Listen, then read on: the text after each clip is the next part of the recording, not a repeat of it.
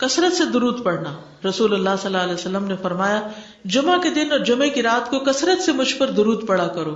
بس جو آدمی مجھ پر ایک دفعہ درود بھیجے گا اللہ اس پر 10 رحمتیں نازل کرے گا. اللہم صلی علی محمد. رسول اللہ صلی اللہ علیہ وسلم نے فرمایا تمہارے افضل دنوں میں سے جمعے کا دن ہے. اسی دن آدم علیہ السلام پیدا کیے گئے, اسی دن ان کی روح قبض کی گئی, اسی دن سور پھونکا جائے گا اور اس دن سب لوگ بے ہوش ہوں گے. اس لیے اس دن مجھ پر کثرت سے درود بھیجا کرو کیونکہ تمہارا درود مجھ پر پیش کیا جاتا ہے. کہتے ہیں لوگوں نے پوچھا یا رسول اللہ ہمارا درود آپ پر کس طرح پیش کیا جائے گا جبکہ آپ کا جسم بوسیدہ ہو چکا ہوگا؟ تو آپ نے فرمایا بے شک اللہ عز و جل نے انبیاء کے جسموں کو زمین پر حرام کر دیا ہے, یعنی فرشتوں کے ذریعے آپ تک درود پہنچایا جاتا ہے. انبیاء کے جسموں کو مٹی نہیں کھاتی, صحیح سلامت ہوتے ہیں ان کے جسم. سورۃ الکہف پڑھنا. نبی صلی اللہ علیہ وسلم نے فرمایا جو شخص جمعہ کے دن سورۃ الکہف پڑھتا ہے تو اس کے لیے دوسرے جمعے تک نور روشن رہتا ہے. غسل کرنا. ہر بالغ پر جمعہ کے لیے جانا ضروری ہے اور ہر وہ شخص جس پر جمعہ کے لیے جانا ضروری ہے اس پر غسل ہے, یعنی اس کو لازمی غسل کرنا چاہیے, اللہ ہی کہ کوئی مجبوری ہو. تو آپ اپنا اسکیجول اس طرح بنائیں نا کہ جیسے اگر آپ ہر روز نہاتے ہیں پھر تو کوئی مسئلہ نہیں, لیکن اگر آپ ایک دن چھوڑ کے ایک دن نہاتے ہیں تو آپ پھر اس طرح اسکیجول کریں کہ جیسے آپ منڈے کو نہائے, پھر وینسڈے کو نہائے, پھر جمعے کو نہائے, پھر آپ سیٹرڈے سنڈے اگر نہیں بھی نہاتے پھر منڈے. تو اس طرح آپ جمعے کو مس نہیں کریں گے. یہ نہیں کہ جمعرات کو نہا کے جمعہ کو چھوڑ دیا یا جمعہ چھوڑ کے ہفتے کو نہائے, ایسا نہیں کرنا چاہیے.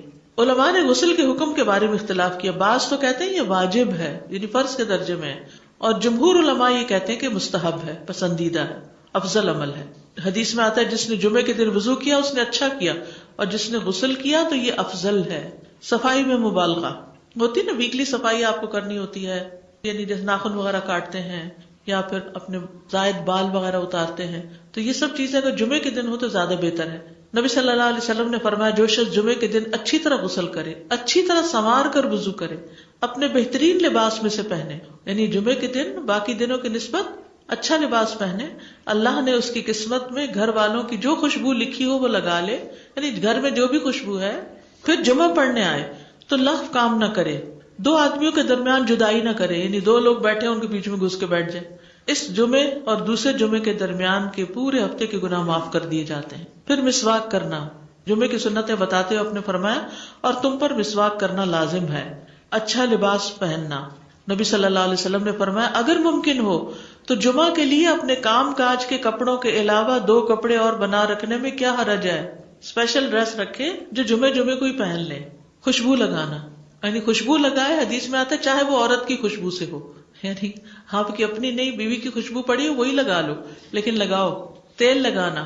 جو شخص جمعہ کے دن غسل کرے اور جس قدر ممکن ہو پاکیزگی حاصل کرے اور اپنے تیل میں سے تیل لگائے یا اپنے گھر کی خوشبو میں سے خوشبو لگائے. پھر نکلے کہ 2 آدمیوں کے درمیان تفریق نہ کرے, جتنی مقدرہ نماز پڑھ لے, اور جب امام بات کرے تو خاموش رہے. اس جمعے سے لے کر دوسرے جمعے تک اس کے گناہ بخش دیے جاتے ہیں. جمعہ کا وقت. سورج ڈھلتے ہی جمعہ پڑھنا. سورج ڈھلتے ہی جمعہ پڑھنا. اول وقت جمعہ پڑھنا, بہت لیٹ نہیں کرنا چاہیے. ایاس بن سلمہ بن عقبہ اپنے والد سے روایت کرتے ہیں, انہوں نے کہا کہ ہم رسول اللہ صلی اللہ علیہ وسلم کے ساتھ جمعے کی نماز پڑھ کر واپس لوٹتے تھے تو دیواروں کا سایہ اتنا نہیں ہوتا تھا کہ ان سے اپنے آپ کو سایہ مہیا کیا جا سکے, یعنی ابھی سورج بہت تھوڑا ڈھلا ہوتا تھا. ہاں گرمی کی شدت میں تاخیر کی اجازت ہے. مسجد میں داخلہ. مسجد کی طرف جلدی نکلنا. تحیت المسجد ادا کرنا. عمر بن دینار کہتے ہیں انہوں نے جابر رضی اللہ عنہ کو کہتے ہوئے سنا کہ ایک شخص جمعہ کے دن مسجد میں داخل ہوا اس حال میں کہ نبی صلی اللہ علیہ وسلم خطبہ دے رہے تھے. تو آپ نے فرمایا کیا تم نے نماز پڑھی؟ اس نے کہا نہیں. تو آپ نے فرمایا کھڑے ہو 2 رکعتیں پڑھو. اب یہ بڑا اہم مسئلہ ہے, مسجد میں داخل ہو چاہے خطبہ ہو رہا ہو 2 رکعت پڑھے بغیر نہ بیٹھو, ٹھیک ہے. اور یہ کیا ہے؟ دراصل تحیت المسجد. یہ جمعے کی سنتیں نہیں ہیں, یہ کیا ہے؟ تحیت المسجد ہے. اور مختصر پڑھی جائیں, یعنی امام جب خطبہ دے رہا ہو تو چاہیے کہ 2 رکعتیں پڑھے اور دونوں میں اختصار کرے. نماز سے قبل ہلکا بنانے کی ممانعت. مثلا آپ جلدی چلے گئے تو یہ نہیں کہ ایک گروپ بنا کے آپس میں گپ شپ شروع کر دیں, نہیں, سیدھے ہی لائنوں میں بیٹھیے. انتظار کا وقت کیسے گزاریں گے؟ نفل پڑھ کے بیٹھ گئے, ذکر اذکار کریں, قبلے کی طرف رخ کر کے لائنوں میں بیٹھیں. ہلکا نہیں بنائیں, بیٹھ کے خرید و فروخت نہیں کریں. تاخیر سے آنے پہ گردنیں پھلانگ کے نہ آگے جائیں. رسول اللہ صلی اللہ علیہ وسلم نے فرمایا ٹیک لگا کے مت کھاؤ. یہ عام ایک ادب بتایا, یعنی اس طرح ٹیک لگا کے نہیں کھاؤ، کھانے کے وقت سیدھے ہو جاؤ. چھنے ہوئے آٹے کی روٹی نہ کھاؤ، میدا. مسجد میں کوئی جگہ مقرر نہ کرو کہ یہ میری جگہ ہے، آپ کیوں آج یہاں کھڑی ہو گئی، کہ تم اسی میں ہی نماز پڑھو. کچھ لوگ ہوتے ہیں نا آ کے مخصوص جگہ ہی پڑھتے ہیں، اگر کوئی اور وہاں ہو جائے ڈسٹرب ہو جاتے ہیں. اور جمعہ کے دن لوگوں کی گردنیں نہ پھلانگو، ورنہ اللہ تمہیں قیامت کے دن لوگوں کے لیے پل بنا دے گا. کیونکہ بہت اذیت کی بات ہے نا، بیٹھے ہیں لوگ باقاعدہ بعض اوقات کندھوں پہ ہاتھ رکھ کے اس کو تنگ کر اس کو تنگ کر، تو یہ نہیں کرنا چاہیے. اگر آپ کو اٹھنا بھی پڑ گیا بیچ میں تو واپسی پہ پیچھے کھڑے ہو جائیے، اگلی لائن مل جائے گی. جی یہ تو بہت ضروری بات آپ نے کی کہ جب لوگ مسجد آئے تو پہلی صف میں بیٹھے، یہ نہیں پہلی چھوڑ کے آخری میں بیٹھ جائیں اور پھر لوگ ان کی گردنیں پھلانگتے رہیں، دوسروں کے لیے فتنہ بننا. جابر بن عبداللہ رضی اللہ عنہ سے روایت ہے کہ جمعے کے دن رسول اللہ صلی اللہ علیہ وسلم خطبہ ارشاد فرما رہے تھے کہ ایک آدمی مسجد میں داخل ہوا، وہ قریب آ کر بیٹھنے کے لیے لوگوں کے اوپر سے گزرنے لگا. رسول اللہ صلی اللہ علیہ وسلم نے فرمایا بیٹھ جاؤ، تحقیق تم نے لوگوں کو تکلیف پہنچائی اور دیر سے آئے. یہ عربی کے الفاظ بڑے خوبصورت ہیں. اجلس فقد آذیت و آنیت، کتنی جامع زبان ہے یہ. اجلس فقد آذیت، تو نے اذیت دی، و آنیت، اور دیر سے آئے. تو اس سے منع کیا گیا. کسی کو اس کی جگہ سے نہ اٹھانا. جابر رضی اللہ عنہ نبی صلی اللہ علیہ وسلم سے روایت کرتے ہیں، آپ نے فرمایا تم میں سے کوئی شخص جمعہ کے دن اپنے بھائی کو کھڑا نہ کرے کہ پھر دوسری طرف سے آ کر اس کی جگہ پہ خود بیٹھ جائے، بلکہ جو آئے وہ کہے جگہ کشادہ کرو، ہمارے لیے بھی جگہ بناؤ. یہ کہے. خطبہ جمعہ اور اس کے آداب. خطبہ جمعہ کی اہمیت. جب اذان ہو جائے تو کیا کرے انسان؟ مسجد کی طرف دوڑ پڑے. تو مسجد میں جماعت تو نہیں ہو رہی ہوگی، پہلے کیا ہو رہا ہوگا؟ خطبہ ہو رہا ہوگا. امام کا خطبے سے پہلے سلام کرنا. نبی صلی اللہ علیہ وسلم جب ممبر پر چڑھتے تو حاضرین کو السلام علیکم کہتے. امام کا کھڑے ہو کر خطبہ دینا. رسول اللہ صلی اللہ علیہ وسلم کھڑے ہو کر خطبہ دیتے، پھر بیٹھ جاتے، پھر کھڑے ہوتے اور کھڑے ہو کر خطبہ دیتے، یعنی بیچ میں تھوڑا سا بیٹھ بھی جاتے تھے. جس نے تمہیں یہ خبر دی کہ آپ بیٹھ کر خطبہ دیتے تھے تو تحقیق اس نے جھوٹ بولا. بس یقیناً اللہ کی قسم میں نے آپ کے ساتھ 2000 سے زائد نمازیں پڑھی ہیں، یعنی جن میں بہت سے جمعے بھی آئے ہیں، تو ایسا کچھ نہیں. امام کا 2 خطبے دینا، یعنی کھڑے تھے پہلے، پھر ذرا بیٹھ گئے، پھر دوسری دفعہ اٹھے، تو یہ 2 خطبے ہو گئے. مختصر خطبہ دینا. آپ کے خطبات چند کلمات ہوا کرتے تھے، بہت لمبی تقریریں نہیں. آپ کا خطبہ درمیانہ ہوتا تھا. نبی صلی اللہ علیہ وسلم نے فرمایا آدمی کا نماز کو لمبا کرنا اور خطبے کو مختصر کرنا اس کی سمجھداری کی علامت ہے. بس نماز لمبی کرو اور خطبہ مختصر کرو، کیونکہ بعض بیان جادو جیسا اثر رکھتے ہیں، یعنی تھوڑے بھی بات کرو گے تو دل میں چلی جائے گی. نماز پہ زیادہ توجہ. نبی صلی اللہ علیہ وسلم کا خطبے میں سورۃ قاف پڑھنا. حارثہ بن نعمان کی بیٹی سے روایت ہے، کہتی ہے کہ میں نے سورۃ قاف رسول اللہ صلی اللہ علیہ وسلم سے سن کر حفظ کر لی. آپ ہر جمعے کو خطبے میں پڑھا کرتے تھے. سامعین کا امام کی طرف رخ کرنا، یعنی جمعے کے دن یہ نہیں کہ آپ کرسی لگا کے کسی اور طرف منہ کر کے بیٹھ جائیں اور جب جماعت ہو تو پھر صف میں کھڑے. نہیں، آپ صف میں بیٹھے ہو، کس طرف منہ ہو؟ قبلہ رخ ہو. امام سامنے ہی ہوگا نا قبلے کی طرف. ایک صحابی کہتے کہ جب آپ ممبر پہ چڑھتے تو ہم اپنے چہروں کے ساتھ آپ کی طرف متوجہ ہوتے، ادھر ادھر نہیں دیکھتے تھے خطبے کے دوران. امام کے قریب بیٹھنا. اللہ کے نبی صلی اللہ علیہ وسلم نے فرمایا ذکر میں حاضر ہوا کرو، یعنی خطبہ میں، اور امام کے قریب بیٹھا کرو. بے شک آدمی دور ہوتا رہتا ہے حتیٰ کہ وہ جنت میں بھی پیچھے ہی ہوگا اگرچہ وہ اس میں داخل بھی ہو جائے. تاخیر کی اتنی مذمت ہے. خاموشی سے خطبہ سننا، یعنی بات نہیں کرنی چاہیے، کوئی اہم بات بھی نہیں پوچھنی چاہیے. ابن مسعود سے روایت ہے کہ انہوں نے ابی ابن کعب سے قرآن کی کسی آیت کے بارے میں سوال کیا جبکہ اللہ کے نبی خطبہ دے رہے تھے، تو انہوں نے اعراض کیا اور کوئی جواب نہ دیا. پھر جب آپ نے نماز پڑھائی تو ابی کہنے لگے تمہارا جمعہ ہی نہیں ہوا.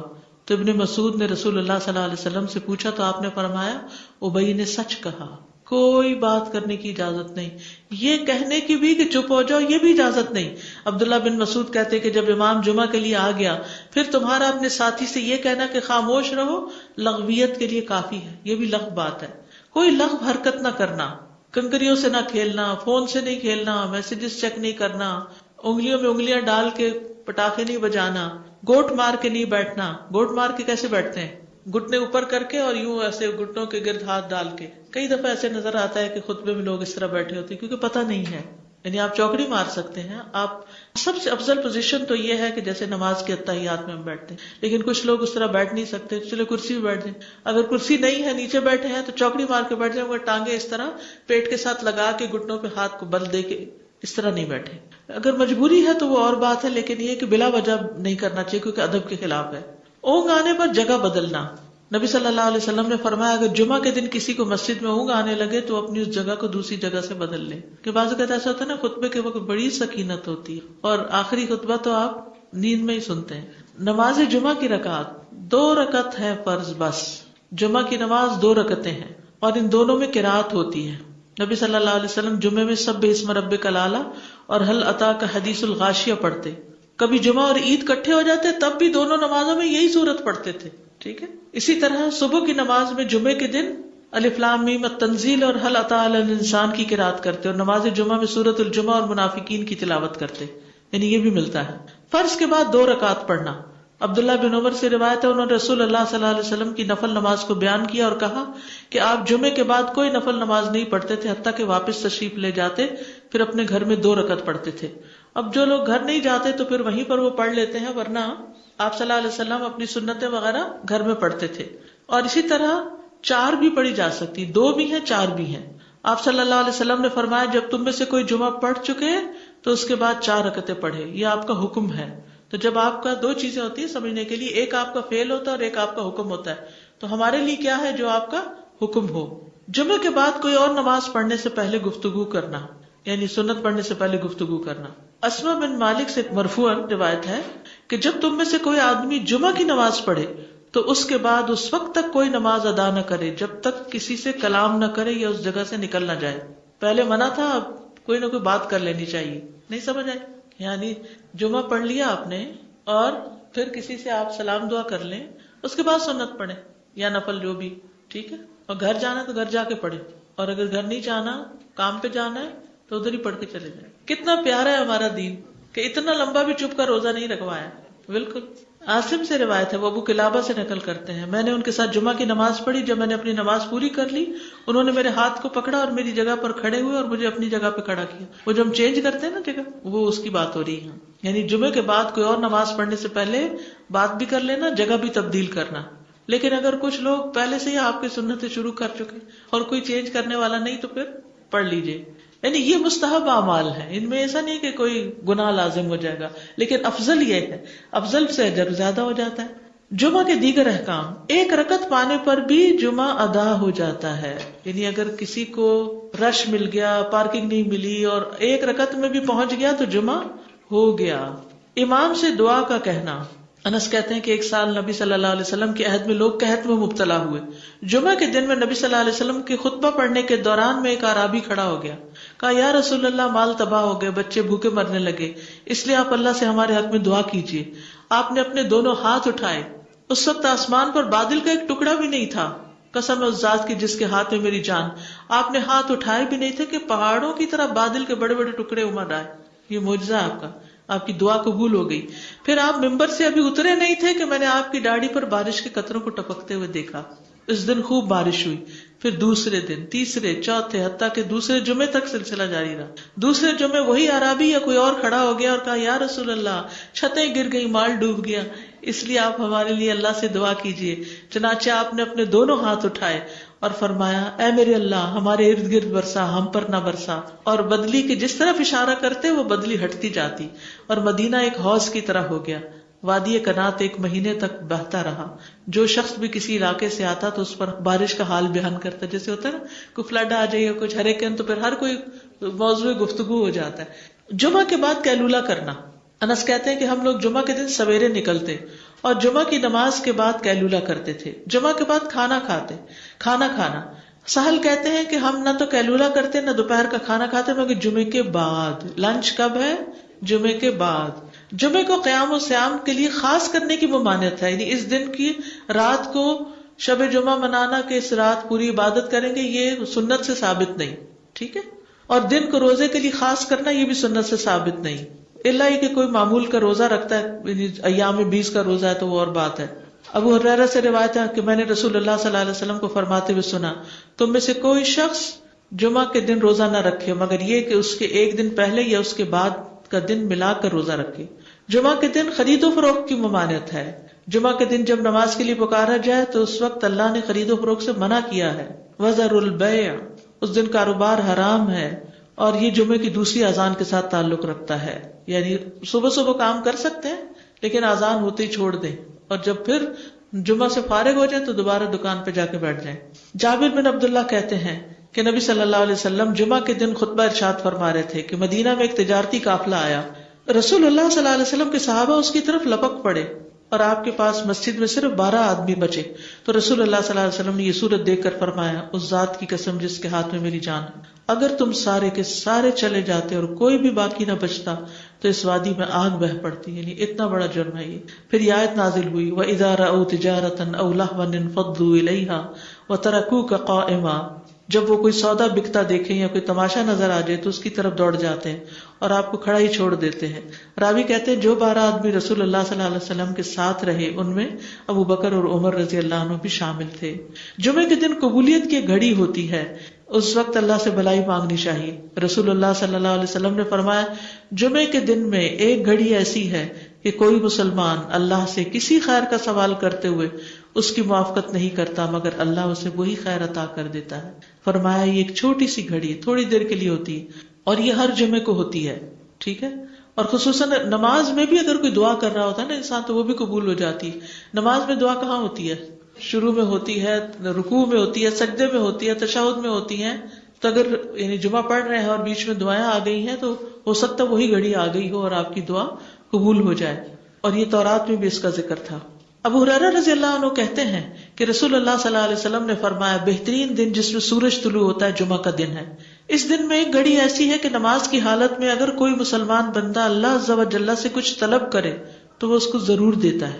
کعب نے کہا ایسا سال میں ایک مرتبہ ہوتا ہے؟ تو میں نے کہا نہیں بلکہ ہر جمعہ کو ہوتا ہے. کہتے ہیں پھر کعب نے تورات پڑھی تو کہا نبی صلی اللہ علیہ وسلم نے سچ فرمایا.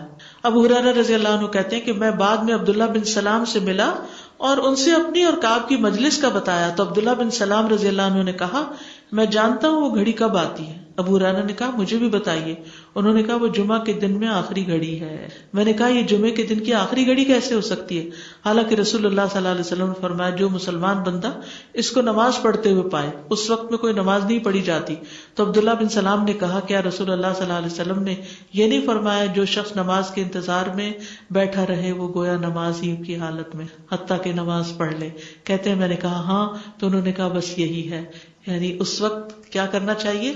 آخری گھڑی میں وضو وغیرہ کر کے مغرب کی نماز کے انتظار میں بیٹھ کے دعائیں کریں، اذان ہو تو نماز پڑھ لیں. عصر کے بعد سے مغرب تک کا وقت ہے. انس بن مالک سے روایت ہے کہ نبی صلی اللہ علیہ وسلم نے فرمایا جمعہ کے دن اس گھڑی کو جس میں دعا کی قبولیت کی امید کی جاتی ہے عصر سے لے کر سورج ڈوبنے تک کے درمیان تلاش کرو اور دن کی آخری گھڑی ہے. تو اللہ سبحانہ وتعالی ہمیں اس دن کی برکتوں سے فائدہ اٹھانے کی توفیق عطا فرمائے. جی کوئی سنتیں نہیں ہیں جمعہ سے پہلے، کوئی سنتیں نہیں، 4 سنتیں نہیں ہیں، صرف 2 رکعتیں تحیت المسجد ہیں، بعد میں 2 یا 4 پڑھی جا سکتی. بہت زبردست مسئلہ حل ہو گیا. دوسری بات یہ کہ وہ ابھی آپ نے بتایا کہ بات کر کے ہم پڑھیں سنتیں جمعے کی نماز کے بعد. جی ذرا سا سلام دعا کر لیں دائیں بائیں. لیکن وہ یہ تھا کہ فرض پڑھنے کے بعد آیت الکرسی جو ہے وہ بغیر بات کیے پڑھی تھی. جی وہ پڑھ کے تو پھر اس کے بعد سلام کریں. تو سنت پڑھنے سے پہلے بات کرنی ہے، آیت الکرسی پڑھنے سے پہلے نہیں. استاد جی میں یہ سوچ رہی تھی کہ اتنا اہم ٹاپک ہے جمعے کے حوالے سے تو ہم سب اپنے اوپر اگر لازم کر لیں کہ اپنے گھر کے مردوں کو ضرور بتائیے. جی ہاں. کیونکہ یہاں پہ جمعے کے دن اتنی پرابلمس دیکھنے میں آتی ہیں باہر بھی اور اندر بھی، تو یہ بہت ضروری ہے، بہت ضروری ہے کہ اہمیت جانے پہلے. جی السلام علیکم استاذہ، آپ نے بتایا کہ اگر آخری رکعت بھی مل جائے تو جمعہ ہو جاتا ہے. So it's not like the خطبہ از لازم. نہیں ویسے تو وہ شروع میں جانے کا جو اجر و ثواب ہے، اور لیکن خطبہ اگر نہیں ملا کسی وجہ سے تو اس شخص کا جمعہ قضا نہیں ہوا. اوکے کیونکہ وہاں مسجد میں لوگ یہ کہتے ہیں آپ خطبہ میں لیٹ آئے ہو اب آپ کو دوسرا خطبہ پکڑنا ہوگا. نہیں because then you can find the جمعہ. اور سیکنڈ ایک بات آپ نے کہی کہ 2 رکعتیں ہیں جمعہ کی فرض جو مسجد میں ہے، بٹ اگر عورت گھر پر ہے تو پھر 4 ہی ہوئے گی ظہر کی. اوکے ظہر کی 4 پڑے گی. استاذہ جی 2 کوشچنز ہیں.